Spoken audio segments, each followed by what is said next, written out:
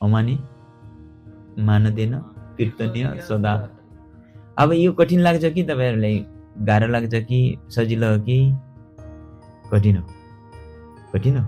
अब तपाई भन्नुस्, अनि तपाई आफै भन्नुस् म भक्त हुँ भन्ने योग्यता हुँ, तपाईले सबैले नाम मान दिनु, तर तपाई यस्तो कार्य गर्नु सबैले तपाईले मान दिन्छ, त्यो कठिन हो कि सहज हो?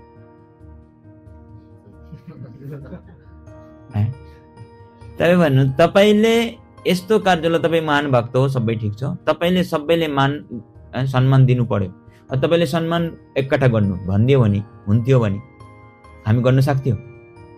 2 जना 4 जनालाई खुसी गरेर मान सम्मान दिएर तपाईले झण्डा हल्लाएर जय जयकार गर्न सक्छ, अरु बाँकी छ सबै रेस्पेक्ट गर्दैन, गर्न सक्छ।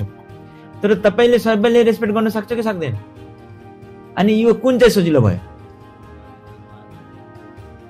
सहज हो कि? हो कि हैन?